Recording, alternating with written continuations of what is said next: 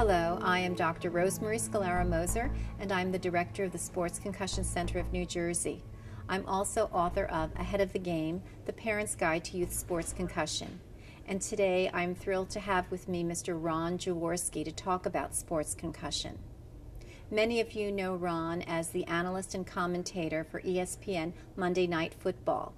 He's also had a spectacular career as the quarterback for the Philadelphia Eagles, where he was the most valuable player as well as the Player of the Year. I also know him as the president and co-owner of the Philadelphia Soul Arena Football, where I provide sports concussion services.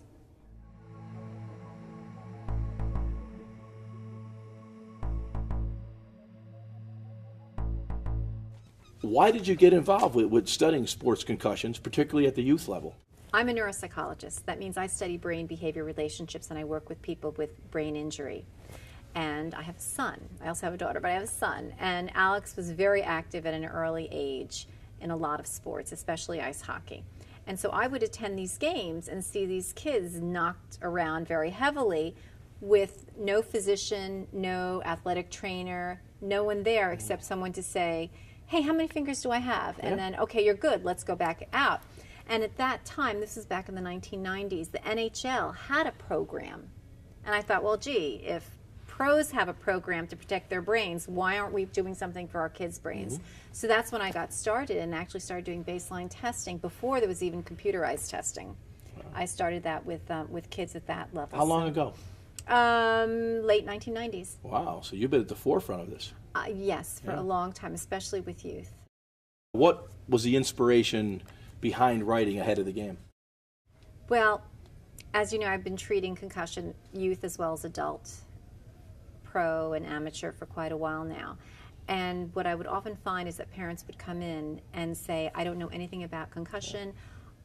The emergency room physician told me this, and then I went on the computer on the internet, and it was wrong. Where do I get all this information? And all the information I find is so scientific, I don't understand it.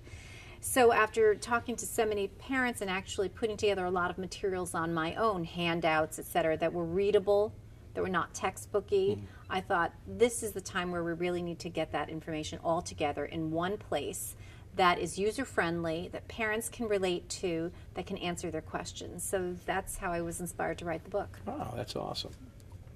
What should someone do if they suspect a concussion? If you suspect a concussion, then the first thing you should do is immediately remove yourself or remove that player from play. Bottom line, remove them. And they should not return to play unless they've been cleared by someone who specializes in concussion. In the state of New Jersey, it would be a physician currently. Each state, not each state, but most states now have a concussion law in place. Wow. I think about 40 states either have one or have pending legislation. Eventually, all the states will. So do follow whatever the rules are in your state. But no matter what, remove the player. Then have them evaluated by a physician to be sure that it is a concussion. I mean, a concussion is a mild traumatic brain injury, but if it were something worse, such as a brain bleed or some skull fracture, that needs to be ruled out. So usually what happens if it's a kid, you remove them from play, they go to the emergency room or they see their pediatrician to be sure nothing else is going on, diagnosis of concussion, and then the foremost thing, and I can't emphasize this enough, is rest. Okay, immediate rest. Even if the child is feeling better, because very often these symptoms of concussion don't get really bad or worse till a few days later. Wow. Because there's a biochemical cascade that happens over days. And what I tell people is it's something like this. Do you ever bang yourself in the arm and it hurts at that moment? Many times. Okay. And then 3 days later, you see the black and blue and you go, well, where did I get that bruise from? I don't even remember.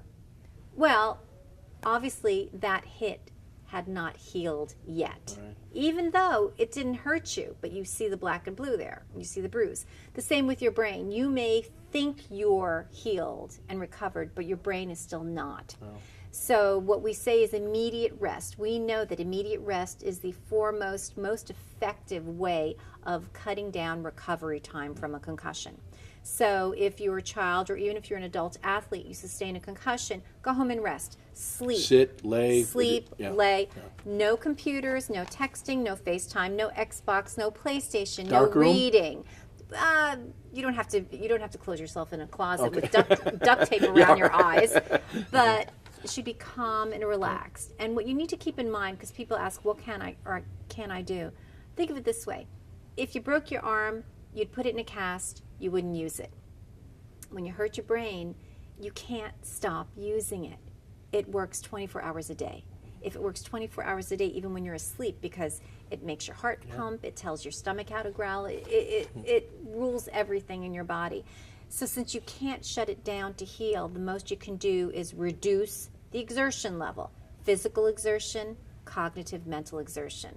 So not only in terms of if it's a child, no homework. If you're an adult, no going to work, stay home from work.